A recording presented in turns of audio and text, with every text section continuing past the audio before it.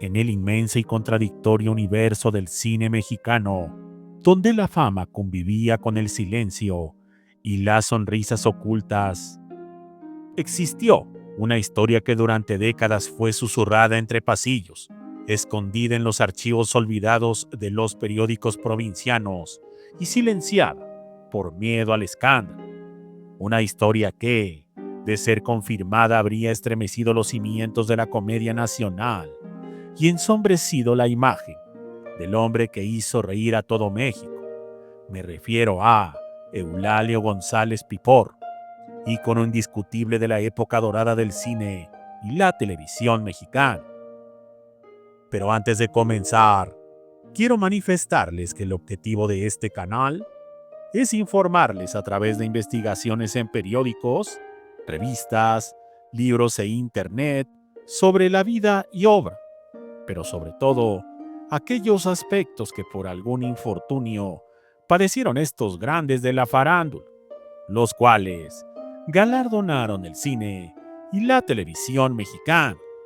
Por tanto, en ningún momento se tiene la intención de difamar o lastimar la imagen de estos grandes. Sin más, comenzamos.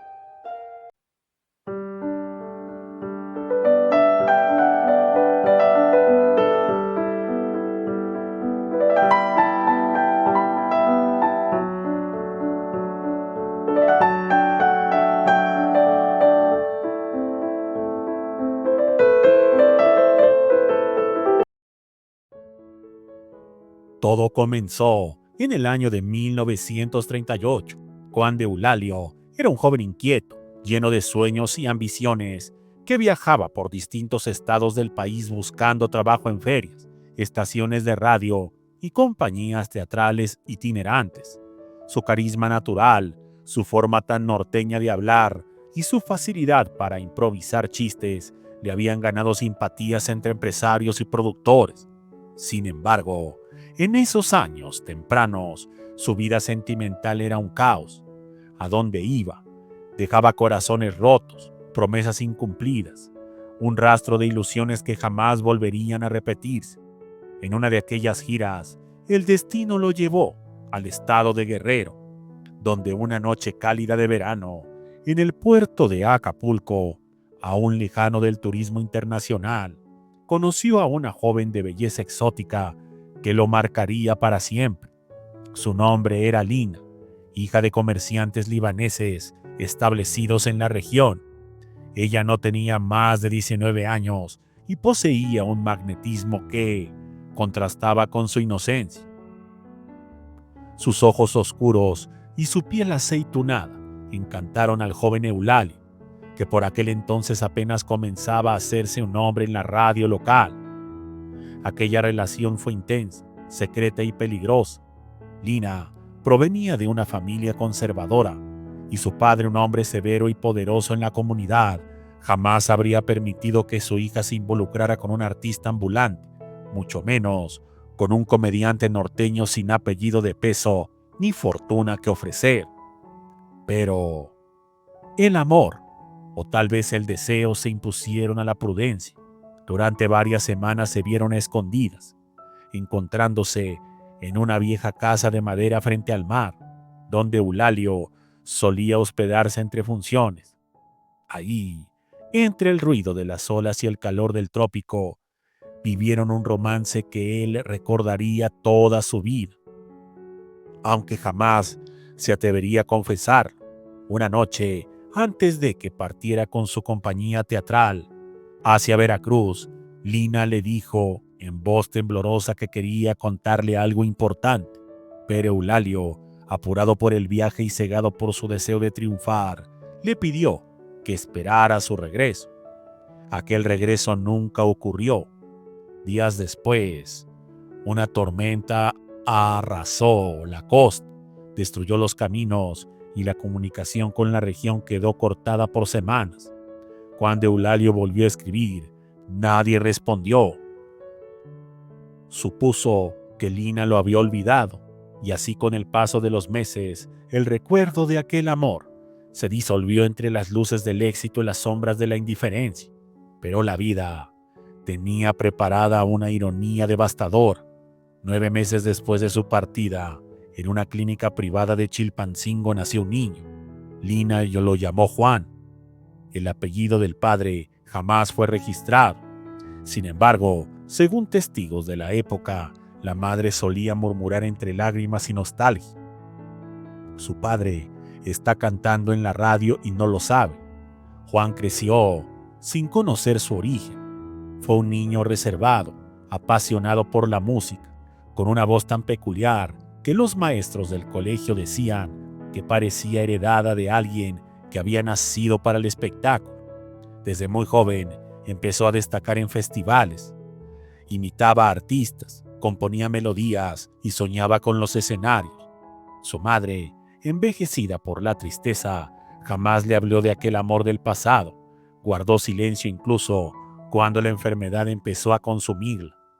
A mediados de los años 60, cuando la industria del entretenimiento mexicano vivía una nueva edad, con la televisión como centro de todo, Juan Gallardo, ya convertido en un joven atractivo y talentoso, se mudó a la Ciudad de México en busca de una oportunidad. Después de años de esfuerzo, su voz comenzó a escucharse en programas de variedades y su nombre empezó a aparecer en los créditos de telenovelas y películas. Su carisma era innegable, pero había algo más. Su físico, su tono de voz y su manera de hablar recordaban a un actor muy famoso, tan famoso que era imposible no notar la coincidencia. Ese actor era Eulalio González, el Piporro. Los periodistas lo notaron primero. Algunos escribieron discretos comentarios en columnas de farándula, insinuando que entre ambos había una semejanza inquietante, pero nadie se atrevía a decirlo abiertamente. Hasta que en 1980, un periodista de una pequeña revista de Guerrero publicó un artículo que sacudiría los cimientos de la prensa del espectáculo. Una fuente cercana a la familia de Juan revela que el famoso actor y cantante Eulalio González, mejor conocido como El Piporro, podría ser el padre biológico del actor y cantante Juan Gallardo. Nacido en 1939, fruto de un romance secreto con una joven libanesa, la nota pasó casi desapercibida en la capital, pero en los círculos más cercanos al medio se convirtió en un rumor que nadie quería confirmar ni desmentir. La versión señalaba que el Piporro habría recibido una carta anónima, posiblemente enviada por una tía de Lina, en la que se le revelaba toda la verdad. En ella, la mujer le explicaba que Juan era su hijo, que Lina había muerto hace algunos años y que el muchacho había crecido soñando con seguir sus pasos en el mundo del espectáculo. Dicen que, cuando Eulalio leyó aquella carta, el color se le fue del rostro. Se encerró durante horas en su estudio, sin permitir que nadie lo molestara. No hubo lágrimas visibles, pero quienes lo conocían afirmaron que, desde ese día, algo cambió en él. Su risa, siempre espontánea y contagiosa, se volvió forzada. Su mirada se volvió más triste y su carácter más reservado. El Piporro nunca negó públicamente aquella versión, pero tampoco la aceptó. Guardó el silencio como escudo, quizás por miedo al escándalo, quizás por culpa o por vergüenza.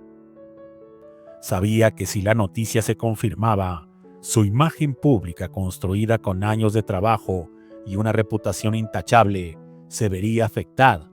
Y en ese entonces un escándalo de paternidad fuera del matrimonio podría ser devastador para una figura tan querida. Muchas gracias y hasta la próxima.